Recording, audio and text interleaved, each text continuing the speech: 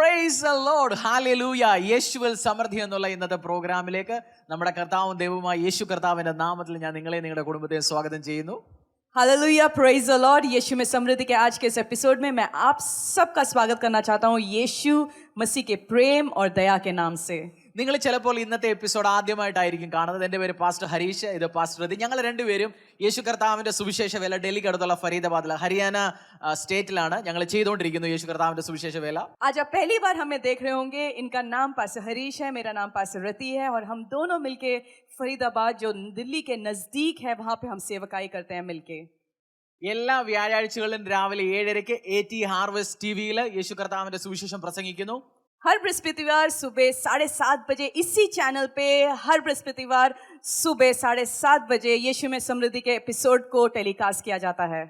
നിങ്ങൾക്ക് എന്തെങ്കിലും പ്രാർത്ഥനാ വിഷയമുണ്ടെങ്കിൽ ഈ പ്രോഗ്രാം നടക്കുന്നതിൻ്റെ ഇടയ്ക്ക് കണ്ട ഉടനെ അങ്ങനെ നമ്പറിച്ച് കയറി വിളിക്കരുത്. കാരണം നിങ്ങൾക്ക് എന്നാലും പ്രാർത്ഥനയിലോ ഇന്ന് ഈ വചനത്തിൽ കൂടെ സംസാരിക്കുന്നതോ ഒന്നും നിങ്ങൾക്ക് മനസ്സിലാക്കാൻ പറ്റത്തില്ല. ചുമ്മാ കാണുക, വിളിക്കുക, ഫോൺ ചെയ്യുക, പ്രാർത്ഥിക്കണമെന്ന് പറയുന്നതല്ല.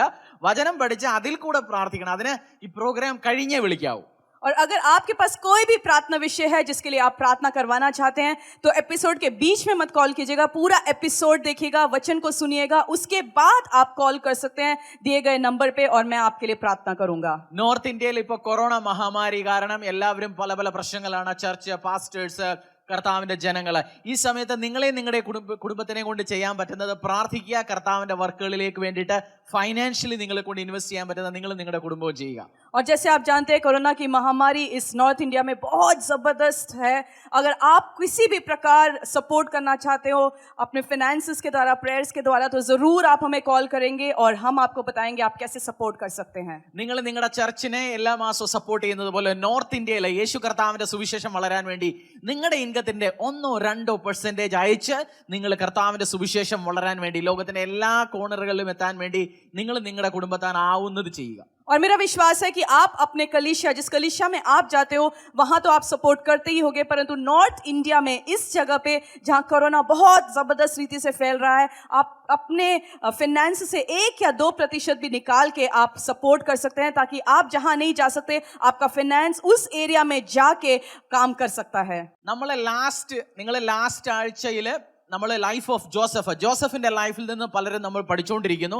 ഇതുവരെ നിങ്ങൾ ഇന്ന് ആദ്യമായിട്ടാണ് കാണുന്നത്, അതെങ്കിൽ ലാസ്റ്റ് 2 ആഴ്ചകളിൽ ജോസഫിന്റെ ലൈഫിൽ നിന്ന് പഠിച്ചത് നിങ്ങൾ കാണാൻ പറ്റിയില്ലെന്നുണ്ടെങ്കിൽ യൂട്യൂബിലും ഫേസ്ബുക്കിലും ഞങ്ങളുടെ NIT church, Temple of the Most High God ചർച്ചിന്റെ ചാനലുകളിൽ പോവുക. ഞങ്ങളുടെ ഹിന്ദി ടീച്ചിങ്സിന്റെ കൂടെ from the life of Joseph എന്നുള്ള യൂട്യൂബ് ടീച്ചിങ്സ് അവൈലബിൾ ആണ്. നിങ്ങൾക്കത് ഡൗൺലോഡ് ചെയ്യാം, കാണാം. അത് എൻ്റെ വിശ്വാസമാണ് നിങ്ങൾക്കും കുടുംബത്തിനും വളരെ കർത്താവിന്റെ അനുഗ്രഹം നിറഞ്ഞ പല പല കാര്യങ്ങളും ആ മെസ്സേജുകളിൽ കൂടെ കിട്ടും. അതുകൊണ്ട് കണ്ടില്ല എന്നുണ്ടെങ്കിൽ പോകുക, അത് കാണുക. തീർച്ചയായും അത് നിങ്ങൾക്ക് ഉപകാരപ്പെടും.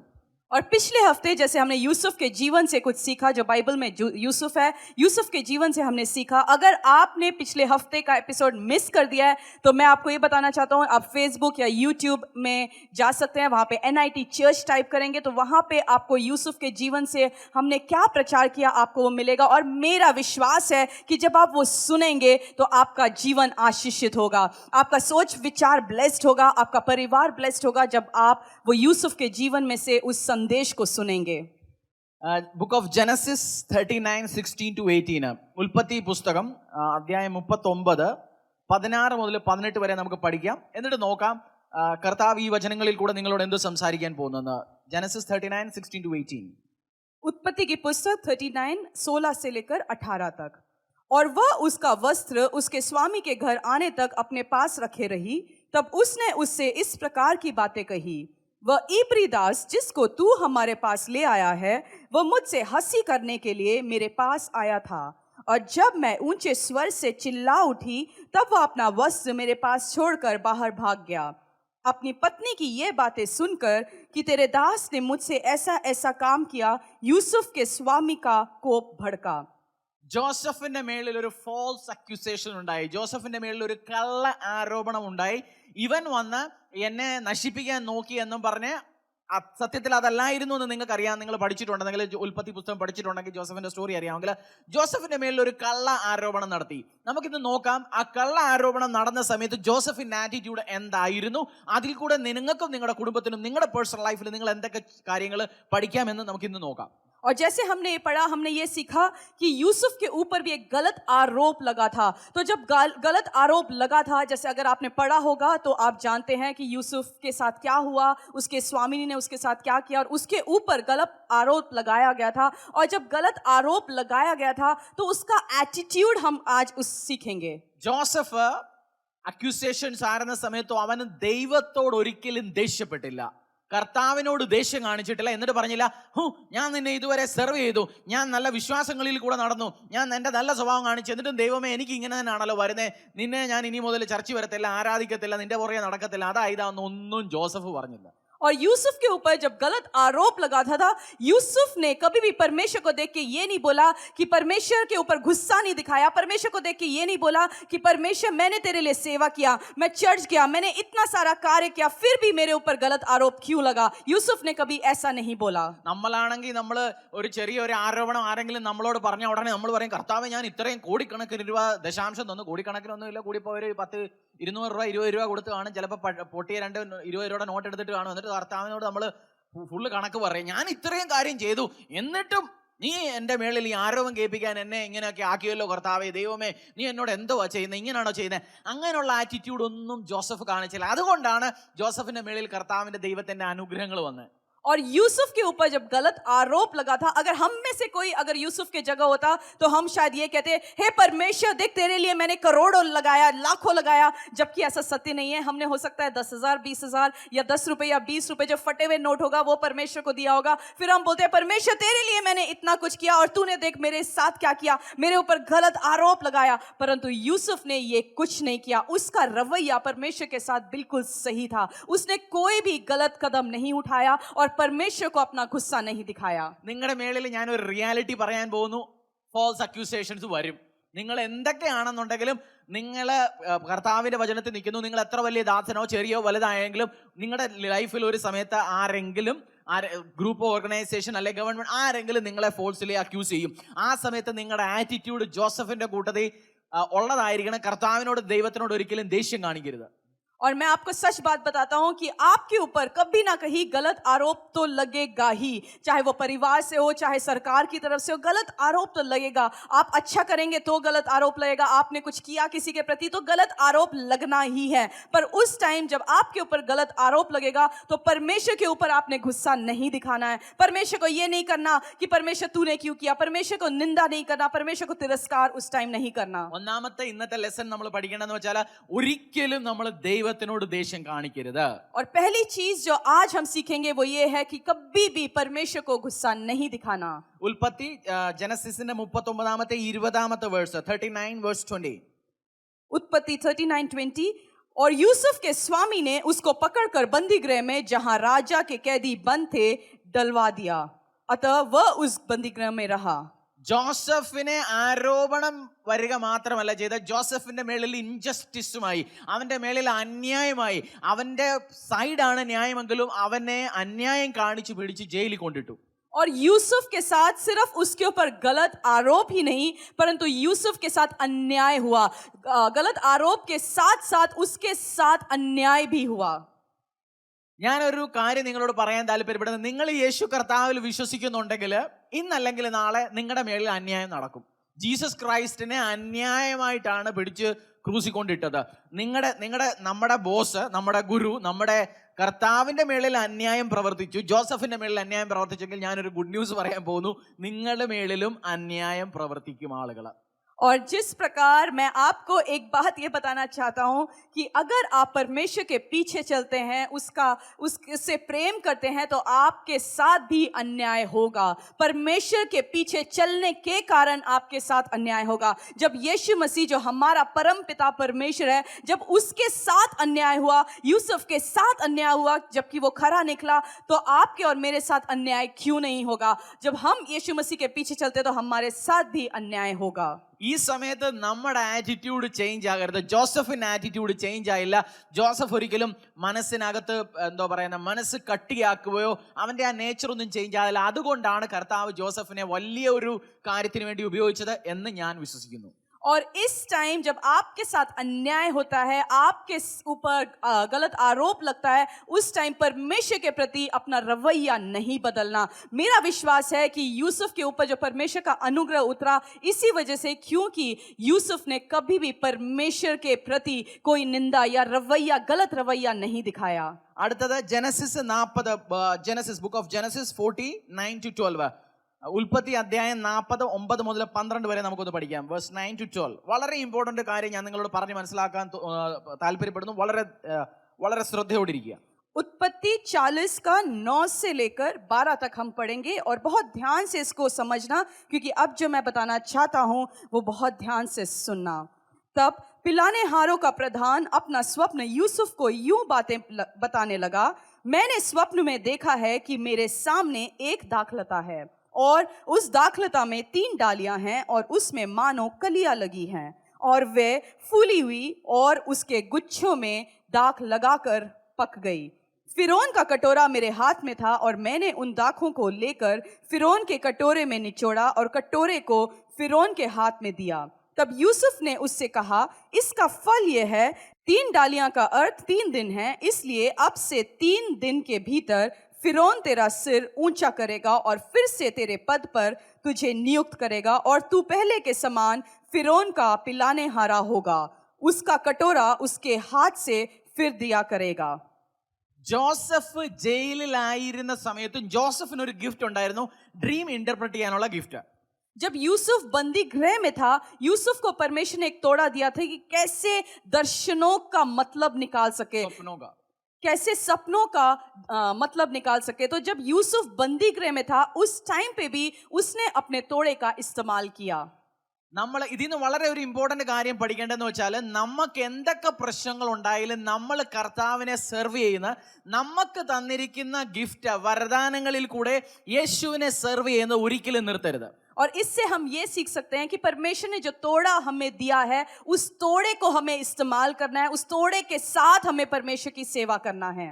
നമ്മളാണെന്നുണ്ടെങ്കിലോ എന്തെങ്കിലും ഒരു തെറ്റായാലോ, ഞാൻ ഇനി മുതൽ ഗിഫ്റ്റും ഒന്നും ഇനി ചർച്ചിന്റെ കാര്യം നോക്കുന്നില്ല, എൻ്റെ വീട്ടുകാരുടെ കാര്യം നോക്കുന്നില്ല, ഞാൻ എൻ്റെ കാര്യം ഒന്നേക്ക് ഒരിടത്തിരിക്കാൻ പോകും, എനിക്ക് ഇതിനെക്കുറിച്ചൊന്നും വേണ്ട, അയ്യോ ഞാൻ ഒത്തിരിയും ചർച്ചിന് സേവ് ചെയ്തു, അയ്യോ ഞാൻ ഒത്തിരി ചർച്ചിന് കൊടുത്തു, ഞാൻ കൊടുത്തവരല്ല എനിക്ക് ഇത് പറഞ്ഞു, ഞാൻ ഭയങ്കര ദയാലുവായിരുന്നു, പക്ഷേ എനിക്ക് ഈ ഒരു തെറ്റ് കാരണം എൻ്റെ ജീവിതത്തിൽ വന്നു, ഇനി ഞാൻ ആരെ ഹെൽപ്പ് ചെയ്യാൻ പോകത്തില്ല. നമ്മളാണെങ്കിൽ അങ്ങനെ പറഞ്ഞൊരു മൂലയ്ക്ക് പോയിരുന്നേനെ.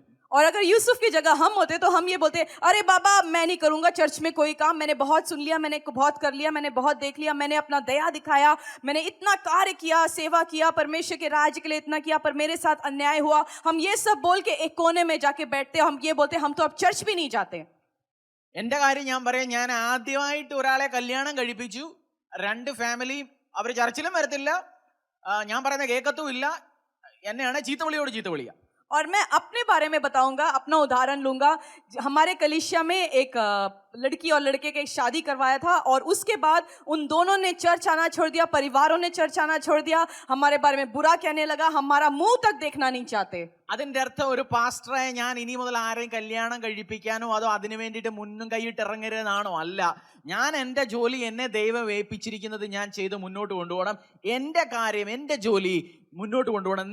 നിങ്ങൾക്ക് കർത്താവ് തന്നിരിക്കുന്ന ഗിഫ്റ്റ്, കർത്താവ് തന്നിരിക്കുന്ന വരദാനങ്ങൾ, അതിനെ യൂസ് ചെയ്യുന്ന ഒരിക്കലും നിർത്തരുത്. കാരണം ഞാൻ പറയാം, और इस कारण मैं कभी ये नहीं सोचता कि नहीं अब मेरे को किसी का शादी नहीं कराना, पर मैं ये सोचता हूँ परमेश्वर ने जो तोड़ा मेरे को दिया, परमेश्वर ने जो रिस्पॉन्सिबिलिटी मेरे ऊपर दिया इस कलीसिया का, तो मैं उसको बहुत ही अद्भुत रीति से निभाऊंगा। मैं ये भी सोच के बैठ सकता हूँ अब मैं किसी की शादी नहीं करूंगा, मेरे साथ ये गलत हुआ, अन्याय हुआ, ये सोच के मैं बैठ सकता हूँ, पर नहीं, मैं ये बोलता हूँ कि मुझे अपना कार्य आगे बढ़ाना है, क्योंकि परमेश्वर का राज्य मेरे को आगे बढ़ाना है। കാരണം നിങ്ങൾ നിങ്ങളുടെ ഗിഫ്റ്റ് യൂസ് ചെയ്യുമ്പോഴാണ് കർത്താവിന്റെ അനുഗ്രഹം, നിങ്ങൾ ആ കാര്യം ചെയ്യുമ്പോഴാണ് നിങ്ങളുടെ ബ്രേക്ക് ത്രൂ, നിങ്ങളുടെ മിറക്കിള്, നിങ്ങളെ മുന്നോട്ട് കൊണ്ടുപോകാനുള്ള അഭിഷേകങ്ങൾ, അനുഗ്രഹങ്ങളെല്ലാം കർത്താവ് റിലീസ് ചെയ്യുന്നത്. കാരണം ജോസഫിന്റെ ഈ ഒരു ഗിഫ്റ്റ്, അവൻ ജയിലിൽ ഞാൻ ആരോട് സംസാരിക്കത്തില്ല, ഞാനൊരു മൂലയ്ക്ക് പോയി ചുമ്മാ ഇരിക്കും, കിട്ടുന്ന ആഹാരവും കഴിച്ചുകൊണ്ട് പോയിരിക്കും, ആരോടും പറയത്തില്ല, ഞാൻ എൻ്റെ കാര്യം നോക്കിയിരിക്കുമെന്ന് പറഞ്ഞിരുന്നെങ്കിൽ ജോസഫ് ഇപ്പോഴും ജയിലിൽ കിടക്കത്തേ ഉള്ളായിരുന്നു. ആ ഗിഫ്റ്റ്, ആ വരദാനം ജോസഫ് യൂസ് ചെയ്തത് കൊണ്ടാണ് ജോസഫ് പുറത്തു വന്നതും ഈജിപ്തിന്റെ പ്രൈം മിനിസ്റ്റർ ആയിട്ട് നിയമിക്കപ്പെട്ടതും. और जब आप अपना तोड़ा परमेश्वर के राज्य के लिए इस्तेमाल करते हो, तो वहां जब आप अपना तोड़ा इस्तेमाल करोगे तब आपको ब्रेक थ्रू दिखाई देगा। जिस प्रकार यूसुफ बंदी गृह में था, उस टाइम यूसुफ ने अपने तोड़े को, अपने टैलेंट को यूज किया। जो स्वप्न का मतलब निकालने वाला जो टैलेंट उसको दिया गया था, उसने वहां बंदी गृह में जब इस्तेमाल किया तो वहां पे वो राजा के सामने गया। मैं आज ये कहना चाहता हूं, जो भी तोड़े आपको परमेश्वर ने दिए हैं, जब आप उसको इस्तेमाल करना शुरू करोगे तो आपको ब्रेक थ्रू मिलेगा। നിങ്ങൾ നിങ്ങളുടെ ചർച്ചിൽ സെർവ് ചെയ്യുന്നുണ്ടായിരിക്കും, നിങ്ങളുടെ ദൈവദാസന്റെ കൂടെ നിന്ന് സെർവ് ചെയ്യുന്നുണ്ടായിരിക്കും, ചർച്ചിൽ ചിലപ്പം ടെസ്റ്റിംഗ് ചെയ്യുന്നുണ്ടായിരിക്കും, നിങ്ങൾ അടിച്ചു വരുന്ന ജോലി നിങ്ങളുടെ ആയിരിക്കും, നിങ്ങൾ അടിച്ചു വാരിക്കൊണ്ടിരിക്കുന്നു. ചില ദിവസം നാളെ ഒരു ബ്രദർ വന്ന് പറയും, അറിയത്തില്ല ആരായി ഇപ്പം അടിച്ചു വാരുന്നൊന്നും അറിയത്തില്ല, ഇപ്പം എല്ലാ സ്ഥലത്തും അഴുക്കാ. അത് കേട്ട് നമ്മളങ്ങ് നമ്മുടെ മേത്തോട്ടങ്ങ് കയറിയോ, മനസ്സിലങ്ങ് കൊണ്ടു. നമ്മൾ പോയി പിന്നെ അടുത്ത ആഴ്ച പോലെ ചർച്ചിൽ സെർവും ചെയ്യത്തില്ല, പാസ്റ്ററിനെയും കാണത്തില്ല, ചർച്ചിനെയും കാണത്തില്ല, യേശുവിനെയും വേണ്ട, ആരെയും വേണ്ടെന്ന് പറഞ്ഞ് വീട്ടിൽ പോരുന്ന നഷ്ടം നിങ്ങൾക്ക് ആയിരിക്കും, നിങ്ങളുടെ കുടുംബത്തിനായിരിക്കും, നിങ്ങൾക്ക് കിട്ടാൻ പോകുന്ന വലിയ അനുഗ്രഹങ്ങളിലായിരിക്കും. അതുകൊണ്ട് നിങ്ങളിലുള്ള ഗിഫ്റ്റ് നിങ്ങൾ യൂസ് ചെയ്യണം, കർത്താവിന്റെ രാജ്യത്തിന് വേണ്ടി ഉപയോഗപ്പെടുത്തണം. और आप जिस कलीसिया में जाते हो वहां पे आप परमेश्वर के दास के साथ सेवा करते होगे। उस कलीसिया में आपका टेबल पोंछने का काम होगा, डस्टिंग का काम होगा, नीचे झाड़ू करने का काम होगा। और एक दिन संडे के दिन, रविवार के दिन कोई व्यक्ति आता है कलीसिया के अंदर और बोलता है, आप पता नहीं आजकल कौन झाड़ू करता है, बिल्कुल साफ ही नहीं होता, फर्श साफ ही नहीं होता। और ये आपने सुना और कड़वाहट लेके आप घर में बैठ सकते हो। आप ये सोच के बैठ सकते हो, अरे मैं तो इतना अच्छा काम करता हूं, बट उस ब्रदर ने, उस भाई ने मेरे लिए ऐसे क्यों कहा, अब मैं सेवा नहीं करूंगा, अब मैं झाड़ू नहीं करूंगा। और आप पास्टर का मुंह भी नहीं देखना चाहते, उस भाई का मुंह भी नहीं देखना चाहते, और घर में आप जाके बैठ जाते हो, किसी से आप मिलना नहीं चाहते, कलीसिया में भी नहीं जाते। तो उसमें नुकसान आपका है, कलीसिया का नहीं, उस भाई का नहीं, परमेश्वर के दास का नहीं, परंतु नुकसान आपका है। जो कार्य परमेश्वर आपके जीवन में करना चाहता है, वो परमेश्वर आपके जीवन में नहीं कर सकता। जो आशीष परमेश्वर आपको देना चाहता है, परमेश्वर आपके जीवन में वो आशीष नहीं दे सकता, क्योंकि आपने परमेश्वर को ऐसा रवैया दिखाया। ചിലപ്പോൾ നിങ്ങൾ നല്ലോണം കുക്ക് ചെയ്യുന്നതിൽ എക്സ്പെർട്ട് ആയിരിക്കും, നിങ്ങളുടെ ചർച്ചിൽ വരുന്ന ആളുകൾക്ക് വേണ്ടിയോ അല്ലെങ്കിൽ ചർച്ചിൽ എന്തെങ്കിലും ഫംഗ്ഷൻ ഉണ്ടാകുന്ന സമയത്തോ കുക്ക് ചെയ്യുന്നത് നിങ്ങളായിരിക്കും. പക്ഷെ അന്നേരം ആരെങ്കിലും ഒരു കംപ്ലൈൻറ്റ് ഇട്ടു, അല്ലെങ്കിൽ എന്തെങ്കിലും അതിനകത്ത് കുറവ് കാരണമെന്ന് ഒരാൾ പറഞ്ഞു, അല്ലെ 100-200 പേര് കഴിച്ചാൽ ഒരാൾ പറഞ്ഞു, അടുത്ത ആഴ്ച പോലെ ഞാൻ കുക്ക് ചെയ്യാനൊന്നും പോകുന്നില്ല, എന്നെ കൊണ്ട് പറ്റത്തില്ല, ആര് ചെയ്താലും കംപ്ലൈൻറ്റ്. നിങ്ങളെ കൊണ്ട് ഇമോഷണലി, ഞാൻ എപ്പോഴും പറയുന്നത്, ചർച്ചിൽ പോകുന്ന ഒരാളാണെന്നുണ്ടെങ്കിൽ, വിശ്വാസിയാണെന്നുണ്ടെങ്കിൽ, നിങ്ങൾ ഭയങ്കരമായി ഇമോഷണലി ഇംബാലൻസ് ആണെങ്കിൽ കർത്താവിന് നിങ്ങളെ കൊണ്ട് ഒന്നും ചെയ്യാൻ പറ്റത്തില്ല, നിങ്ങളെ കൊണ്ട് ഒരു ഉപകാരമില്ല. കാരണം ബലൂണിനെ കൊണ്ട് എന്തോ പറ്റും. ഞാൻ ചില ആളുകളെ കമ്പയർ ചെയ്യുന്നത് ബലൂണായിട്ടാ. ബലൂൺ എന്തോ ചെയ്യുന്നത്, ബലൂൺ ആരെങ്കിലും ഒന്ന് ടച്ച് ചെയ്യാൻ അത് പൊട്ടിപ്പോവും. ബലൂൺ ഒരിടത്ത് ഡിസൈനായിട്ട് വെക്കാൻ കൊള്ളാം. നിങ്ങൾ ചർച്ചില്, മിനിസ്ട്രിയിലെ യേശു കർത്താവിന്റെ ഒരു ഇതിൽ ഡിസൈനർ മാത്രമായിരിക്കരുത്. അവിടെ പോയി ആ കസേര ഇരുന്ന് അലങ്കരിക്കാൻ വെക്കരുത്. കസേര ചൂടാക്കാനല്ല നമുക്ക് അവിടെ പോകേണ്ടത്. കർത്താവിന് വേണ്ടി നിങ്ങളുടെ ഗിഫ്റ്റുകൾ യൂസ് ചെയ്ത് വർക്ക് ചെയ്യുക. തൊട്ടാവാടി ആകരുത്. തൊട്ടാവാടി മനസ്സിലായാലും, നമ്മൾ തൊട്ട ഉടനെ വാടിപ്പോയി ഉണങ്ങിപ്പോയി ഇരിക്കരുത്. കർത്താവിന് വേണ്ടി യൂസ് ചെയ്യണം, കർത്താവിന് വേണ്ടി മുന്നോട്ട് പോകണം. യേശു നിങ്ങൾക്ക് തന്ന അനുഗ്രഹങ്ങളെ, വരദാനങ്ങളെ, ഗിഫ്റ്റുകൾ യൂസ് ചെയ്യണം. പാടാനുള്ള വരദാനം ഉണ്ട്, പാടണം. കുക്ക് ചെയ്യാൻ പറ്റുമെങ്കിൽ കുക്ക് ചെയ്യണം. ചർച്ചിൽ, മീഡിയയിൽ, ടെക്നോളജിയിൽ വർക്ക് ചെയ്യാൻ പറ്റുന്നുണ്ടെങ്കിൽ അത് ചെയ്യണം. സൺഡേയിലത്തെ ദിവസം കർത്താവിന് വേണ്ടി കൊടുക്കണം, ബാക്കിയുള്ള ദിവസങ്ങളും ചെയ്യണം. അതിൽ കൂടെ ആയിരിക്കും നിങ്ങളുടെ ബ്രേക്ക് ത്രൂ വരുന്നത്. പാസ്റ്റർ ഇതിൽ ട്രാൻസ്ലേറ്റ് കഴിഞ്ഞ് ഞാനൊരു വണ്ടർഫുൾ ഒരു എക്സാമ്പിൾ പറയാൻ. സൗത്ത് ഇന്ത്യയിലെ ഒരു ചർച്ചിൽ നടന്ന എക്സാമ്പിൾ. हो सकता है आपको खाना बनाना बहुत अच्छी रीति से आता हो, आप कलीसिया में खाना बनाते होगे 100-200 लोगों के लिए। और एक दिन जब आपने खाना बनाया तो 200 लोगों में से एक व्यक्ति ने आके ऐसे बोला, पता नहीं आज खाना किसने बनाया, इसमें ये कमी था, इसमें नमक कम था, इसमें मसाला कम था। और आपने ये सोचा और आप ठेस लेकर उसको बैठ गए और आपने ये सोच लिया, आपसे मैं सेवा नहीं करूंगा। मैं कहता हूं कि कोई भी व्यक्ति जो अपने इमोशनल इम्बैलेंस होता है, जो इमोशनल में स्थिर नहीं होता, उसको कभी भी परमेश्वर इस्तेमाल नहीं करता। मैं ये कहता हूं, जैसे एक बैलून होता है, ऐसे लोग एक बैलून के समान हैं। अगर छू लिया तो वो बैलून फूट जाता है। वो छुई मुई के पौधे के समान है, अगर उसको छू दिया वो मुरझा जाता है। तो छुई मुई मत बनिए, उस बैलून के समान मत बनिए कि आपको अगर कोई छू ले तो आप फूट जाओगे। अपने कलीसिया में उस कुर्सी को गर्म करने के लिए जाके मत बैठिएगा। एक डिजाइनर के जैसे बैलून्स को हम बर्थडे पार्टीज में, शादियों में डिजाइन करने के लिए लगाते हैं, एक डिजाइनर के रूप में अपने आप को मत बनाइए। परमेश्वर ने आपको एक डिजाइनर से बढ़ के बनाया है, और उस डिजाइनर के रूप में आप कलीसिया में जाके बैठिएगा मत, सिर्फ कुर्सी को गर्म मत कीजिएगा, परंतु परमेश्वर के राज्य के लिए कुछ करिए। ആ എക്സാമ്പിൾ പറയുന്നതിന് മുമ്പ് പാസ്റ്റർ ഇത് ട്രാൻസ്ലേറ്റ് ചെയ്തുകൊണ്ടിരുന്ന സമയത്ത് ഞാൻ എൻ്റെ കുഞ്ഞിലത്തെ ഒരു കാര്യം ഓർത്തുകൊണ്ടിരിക്കുമായിരുന്നു. വീട്ടിൽ ഞങ്ങൾക്ക് പശുക്കളുണ്ടായിരുന്നു ഒത്തിരി. അപ്പോൾ അച്ഛന്, ഞാൻ ആലപ്പുഴ ഹരിപ്പാട് ജില്ലയിൽ നിന്നാണ്, ഞാൻ ഇപ്പോൾ കർത്താവിൻ്റെ സുവിശേഷം വില ചെയ്യുന്നത് ഡൽഹിയിൽ ഫരീദാബാദിലാണ്. അപ്പം വീട്ടിൽ ഞങ്ങൾക്ക് പശുക്കൾ ഉണ്ടായിരുന്ന സമയത്ത് അച്ഛൻ രാവിലെ അല്ലെങ്കിൽ അവധിയുള്ള ദിവസങ്ങളിൽ പുല്ല് പറിക്കാൻ വിളിച്ചുകൊണ്ട് പോകും. അപ്പൊ നമ്മൾ വിചാരിക്കുന്നിട ഈ പുല്ല് പറയും ഇതൊന്നും രക്ഷപ്പെടണമല്ലോ, അച്ഛൻ കിളച്ചുകൊണ്ടിരിക്കും, നമുക്ക് പുല്ല് പറിക്കണം. അപ്പൊ ഞാനിങ്ങനെ ഓപ്പർച്യൂണിറ്റി നോക്കിയും നമ്മൾ ചെയ്യുന്നത് ശരിയായില്ല, അച്ഛൻ എന്തെങ്കിലും കംപ്ലൈന്റ് പറയണം, ഉടനെ ആ പണി ഇട്ട് ഓടണം. അപ്പൊ ഞാൻ വെയിറ്റ് ചെയ്യുന്ന അദ്ദേഹം എന്തെങ്കിലും പറയാ, ഇന്ന് ഞാൻ എന്നെ കൊണ്ട് പറ്റത്തില്ലെന്ന് പറഞ്ഞ് ഞാൻ ഓടും. അപ്പൊ ചിലർ നമ്മൾ ചർച്ചിൽ പോകുന്നത് കർത്താവിന്റെ വേലയ്ക്ക് ഇരിക്കുന്നത് ആരെങ്കിലും എന്തെങ്കിലും ഇന്നൊന്ന് പറയണം, ഞാൻ ഈ പരിപാടി നിർത്തി ഇന്ന് പോകും, എനിക്ക് ഇതിന്ന് രക്ഷപ്പെടണം, അങ്ങനെയുള്ള ആറ്റിറ്റ്യൂഡിൽ കൂടെ പോകരുത് ഒരിക്കലും. और कुछ उदाहरण मैं देना चाहता हूँ. जब पासी ट्रांसलेट कर रही थी तब मुझे अपने बचपन का एक उदाहरण याद आया. जब मैं छोटा था, मैं और मेरा भाई जब मेरे पापा खेत में जाते थे और अपने पशु को, अपने गाय को लेके जाते थे, तो हमें बोलते थे कि तुम्हें खेत में जाके घास को निकालना है. और जब हम घास को निकालते थे और हम ये सोचते थे अब पापा आके कब बोलेंगे तुम काम ठीक से नहीं रखते हो और काम हम छोड़ के भाग सकते हैं. तो हम ये सोच के बैठते थे कि हम कब काम में से छुटकारा मिल सकता है, हम कब काम को छोड़ के वापस कर सकते हैं. हम इंतजार कर रहे थे कब पापा आके हमें डांटेंगे और हम काम छोड़ सकते हैं. कुछ विश्वासी भी ऐसे हैं, वो इंतजार करके बैठे हैं कि कलीसिया में कौन सा भाई या कौन सी बहन आके कुछ कह दे कि वो बोलेंगे अब से मैं चर्च नहीं आऊंगा, अब से मैं ये काम नहीं करूंगा, अब से मैं सेवा नहीं करूंगा क्योंकि मेरे साथ अन्याय ही होता है. ഞാൻ നിങ്ങളോട് ഇപ്പം ഒരു സ്റ്റോറി, ഒരു 1980-കളിലെ കേരളത്തിൽ ഒരു ചർച്ച നടന്ന ഒരു സ്റ്റോറി പറയാം. ഒരു ചർച്ചില് രണ്ട് പയ്യന്മാര് വിശ്വാസത്തിൽ വന്നു പുതിയതായിട്ട്. ഒരാള് കർത്താവിനെ സെർവ് ചെയ്യാൻ തുടങ്ങി. ചർച്ച് 10 മണിക്കാണെങ്കിൽ 9 മണിക്ക് വരും, 12 മണി വരെ ഉണ്ട്. ചർച്ച ഉണ്ടെന്നുണ്ടെങ്കിൽ 2:30 പോകും. പാസ്റ്ററിനെയും കർത്താവിന്റെ സഭയെ നല്ല രീതിയിൽ സെർവ് ചെയ്തു. വേറെ ഒരു പയ്യനുണ്ടായിരുന്നു, അവൻ പറയും എന്തിനാ നീ ഇങ്ങനെയൊക്കെ സെർവ് ചെയ്യുന്നത്, നീ നിന്റെ പണിക്ക് നോക്കി പോരരുത്, ചർച്ച സമയത്ത് വരുവാ, സമയത്ത് പോവാന്നുള്ള കാര്യങ്ങളൊക്കെ പറഞ്ഞ് അവൻ്റെ ആറ്റിറ്റ്യൂഡ് അതായിരുന്നു. പക്ഷെ മറ്റവൻ ഇത് പറയാതെ കേൾക്കാതെ കർത്താവിനെ നല്ല രീതിയിൽ സെർവ് ചെയ്യാൻ തുടങ്ങി. ആ സമയത്ത് ഇവര് വിശ്വാസത്തിൽ വന്ന ഒരു 1.5 വർഷം കഴിഞ്ഞ സമയത്ത് ഒരു ദിവസം രാവിലെ ഒരാൾ വന്നു. അവൻ അദ്ദേഹത്തിന് സീറ്റ് കൊടുത്തു. പാസ്റ്റർ വന്നിട്ടില്ലായിരുന്നു. പാസ്റ്റർ വന്നു, സഭയൊക്കെ കഴിഞ്ഞ് ഇദ്ദേഹമായിട്ട് കണ്ടു. അന്നേരമാണ് ഈ പയ്യനും അറിയുന്നത് ഈ ചർച്ചിലെ വളരെ പഴയ മെമ്പർ, ഇപ്പൊ അമേരിക്കയിൽ പോയി സെറ്റിൽ ആയിരിക്കുന്ന ഒരു അച്ചായനാണ് വന്നിരിക്കുന്നത്. അദ്ദേഹം ഒരു 2 ആഴ്ചത്തേക്ക് ഇവിടെ വന്നു. അങ്ങനെയുള്ള കാര്യങ്ങൾ അറിഞ്ഞു. ഈ അച്ചായൻ 2 ആഴ്ച എല്ലാ സഭായോഗങ്ങളിലും വരും, ചർച്ചിൽ ഇടയ്ക്കിടയ്ക്ക് വരും. വരുന്ന സമയത്ത് എല്ലാം ഇവൻ ഈ പയ്യനെ ചർച്ചിൽ കാണും, പയ്യനെല്ലാം തൂത്തുടയ്ക്കുന്നു, നല്ല രീതിയിൽ നോക്കുന്നു. പാസ്റ്ററോട് ചോദിച്ചു ഈ പയ്യൻ ഏതാ? അപ്പൊ പാസ്റ്റർ പറഞ്ഞു ഇങ്ങനെ ഉള്ള ആളാണ്, 10-22 വയസ്സുണ്ട്, ജോലി നോക്കുന്നു, പറ്റുവാണെങ്കിൽ സഹായിക്കണം, അടുത്തുള്ള എവിടെയെങ്കിലും ജോലി നോക്കണമെന്ന്. ഇദ്ദേഹം തിരിച്ച് അമേരിക്കയിൽ പോയി കഴിഞ്ഞിട്ട് ഇദ്ദേഹത്തിന് ആ പയ്യനെ ഇഷ്ടമായി, അവന്റെ സെർവിങ് ആറ്റിറ്റ്യൂഡ്, കർത്താവിനെ സെർവ് ചെയ്യുന്നത്. അദ്ദേഹം അവൻ അവിടെ നിന്ന് വിസായിച്ചു, അവനെ ജോലിക്ക് വിളിച്ചു. 1980-കളിലെ സ്റ്റോറിയാണ്. വിളിച്ചു, അവൻ അവിടെ ചെന്നു, അവൻ അവിടെ സെറ്റിലായി. കുറച്ച് നാൾ കഴിഞ്ഞപ്പോൾ അദ്ദേഹത്തിന്റെ 2ാമത്തെ മകളുമായിട്ട് കല്യാണവും കഴിച്ചു.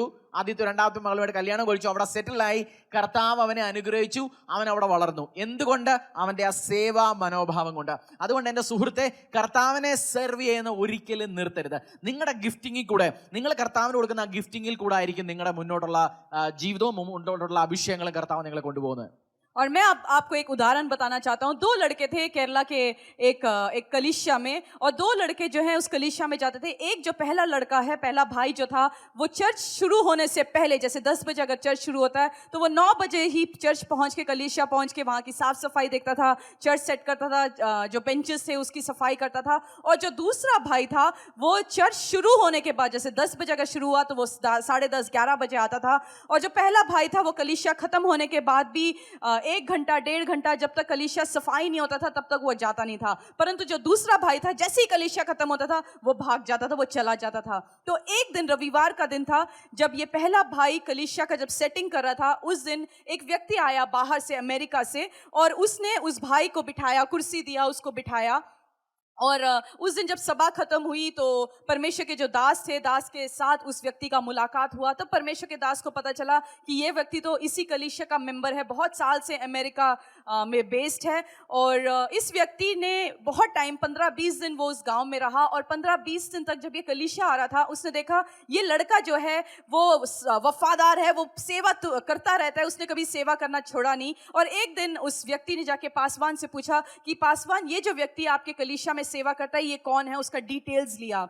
तो परमेश्वर के दास ने उस दिन सोचा कि ये जॉब के लिए पूछ रहे होंगे, तो उनको पूरा डिटेल्स बता दिया. परंतु फिर जब वो व्यक्ति वापस अमेरिका चला गया, 2-2.5 महीने के बाद इस भाई के लिए उन्होंने जॉब अरेंज किया अमेरिका में, वीज़ा अप्लाई किया, वीज़ा अरेंज किया, और उस लड़के को अपने पास अमेरिका ले गया. और यही नहीं, उन्होंने अपनी बेटी की शादी इस लड़के के साथ कर दी. तो मैं आपको ये बताना चाहता हूँ कि जब आप सेवा करते रहेंगे तो परमेश्वर का आशीष आपके ऊपर आएगा. जिस प्रकार ये लड़का जब सेवा करता रहा तो उसको आशीष मिला और अनुग्रह मिला। चलो നമുക്ക് പ്രാർത്ഥിക്കാം. എൻ്റെ കർത്താവിൻ്റെ ദൈവമേ, ഈ സമയത്ത് ജോസഫിൽ നിന്ന് ഞങ്ങൾ പഠിച്ച പാഠങ്ങൾ ഉൾക്കൊണ്ട് ലൈഫിൽ മുന്നോട്ട് പോകാനും ഞങ്ങളുടെ കുടുംബത്തിലും ഈ കണ്ടുകൊണ്ടിരിക്കുന്നവരുടെ കുടുംബങ്ങളിലും കർത്താവെ അവർ പഠിച്ച് അപ്ലൈ ചെയ്ത് അങ്ങേ സെർവ് ചെയ്ത് നല്ല രീതിയിൽ മുന്നോട്ട് പോകാൻ അവരെ അവരുടെ കുടുംബത്തെ അനുഗ്രഹിക്കണമേ. അവരുടെ ലൈഫിൽ എല്ലാ അഭിഷേകങ്ങളും കൊടുത്ത് അനുഗ്രഹിക്കണമേ. ഞങ്ങളുടെ പ്രാർത്ഥന കേട്ടതിനായി നന്ദി. യേശുവേ നന്ദി. യേശുവിൻ്റെ നാമത്തിൽ തന്നെ ആമേൻ. और खुदावंद यीशु, इस टाइम मैं प्रार्थना करता हूँ जितने भी लोगों ने आज का ये संदेश सुना, यूसुफ के जीवन से पिता परमेश्वर जो भी आज हमने सीखा परमेश्वर उनके जीवन में एक आशीष का कारण होगा। खुदा जब वो सेवा करेंगे पिता, पूरी रीति से वो सेवा करेंगे, वफादारी के साथ सेवा करेंगे परमेश्वर, उनको ब्लेस करना, उनको आशीषित करना। यीशु के नाम से इस प्रार्थना को मांगते हैं, आमीन।